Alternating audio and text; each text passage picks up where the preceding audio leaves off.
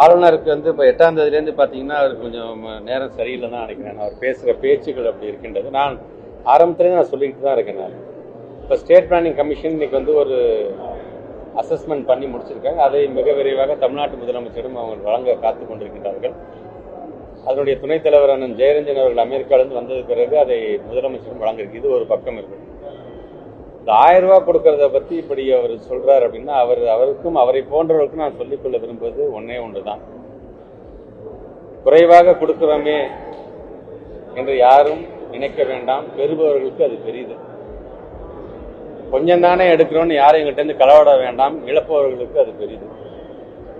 அதை புரிந்தவராக முதல்ல இருக்க வேண்டும். அவர் முதல் எந்த மாநிலத்திலிருந்து வந்திருக்கிறார், அந்த மாநிலம் எப்படியெல்லாம் செயல்படுகிறது என்பதை முழுமையாக தெரிந்து கொண்டு எங்களுடைய பிள்ளைகளை பற்றி அவர் பேச வேண்டும் என்று தொடர்ந்து இதை வலியுறுத்திக் கொண்டிருக்கின்றேன்.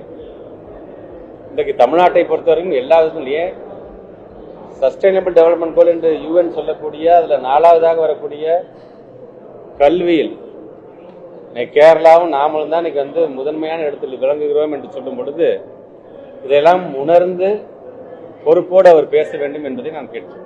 நெல்லையில் இன்னைக்கு நடந்த சம்பவத்தை பற்றி சகோதரி அவர்கள் கேட்டிருக்கிறார்கள்.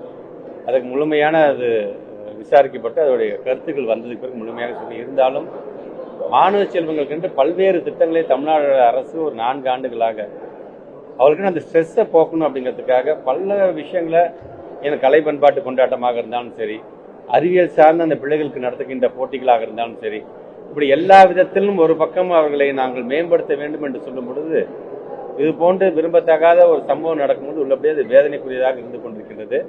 ஆனால் தான் தொடர்ந்து இந்த எமோஷனல் வெல்பீயிங்காக நாங்கள் பல்வேறு பயிற்சிகளை நாங்கள் ஆசிரியர்கள் மூலமாக நாங்கள் தொடர்ந்து வழங்கி கொண்டிருக்கின்ற சமுதாயத்தில் நடக்கக்கூடிய இது போன்ற ஒரு சம்பவம் உள்ளபடியே அது வருத்தத்துக்குரியதாக இருக்கின்றது.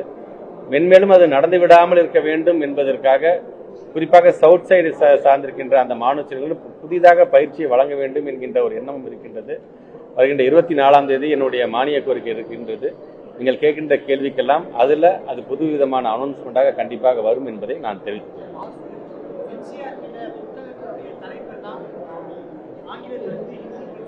தொடர்ந்து நாங்கள் சொல்லக்கூடியது ஒன்றுதான். NEP என்று சொல்லும் பொழுது அதில் பல சரத்துகள் இருக்கு. அதில் மும்மொழி கொள்கையை திணிப்பது, இந்தியை திணிப்பது என்பது மட்டுமல்ல. NCERT கையில் இந்த புத்தகம், இந்த சிலபஸ், கரிக்குலம் போயிடுச்சு அப்படின்னா அவன் டெல்லியில் உட்காந்துக்கிட்டு யாரெல்லாம் நல்லவன் சொன்னா நம்ம நல்லவன் படிப்போம், அவன் யாரெல்லாம் கெட்டவன் சொன்னா நம்ம கெட்டவன் நம்ம படிப்போம். அந்த ஒரு சூழ்நிலை ஆளாகிடக்கூடாது என்பதற்காகத்தான் தமிழ்நாட்டுடைய முதலமைச்சர் அது டிராப்ட் வெர்ஷனாக இருந்ததுலேருந்து 2019 சொல்றேன் நான், டிராப்ட் வெர்ஷனாக இருந்தது போது இதெல்லாம் எங்களால் ஏற்றுக்கொள்ள முடியாத சரத்துக்கள் நிறைய இருக்கின்றது என்று அவர் வலியுறுத்தி சொன்னதுக்கு காரணம் எதனால் இதுக்கான 2016 இதுக்கான ஒரு குழு உருவாக்கப்படும் போது முத்தமிழ் கலைஞர் என்ன சொன்னார், நீங்க கொண்டு வருகின்ற NEP குழுவுல கல்வியாளர்களே இல்லாமல் இருக்கின்றது, ஒரு NEP உருவாக்கப்பட்டது என்று சொன்னால் கடிகாரம் உள்ளே நாம் பின்னோக்கி இழுத்து வைப்பதற்கு சமம் என்று முத்தமிழ் கலைஞர் எடுத்து சொல்லியிருக்கிறார். இன்னைக்கு சுத்தி வளர்ச்சி இப்ப யாரெல்லாம் NEP ஒத்துக்கிட்டாங்களோ இன்னைக்கு அந்த NCERT மூலமாக நீங்கள் சொல்வது போல அந்த பாட புத்தகம் இந்தியில சொல்லுகின்ற அந்த நிலைமைக்கு சென்று கொண்டிருக்கின்றது. அதனால்தான் தொடர்ந்து தமிழக அரசு அதை முழுமையாக எதிர்த்து கொண்டிருக்கின்றது என்று நான் தெரிவிக்கிறேன்.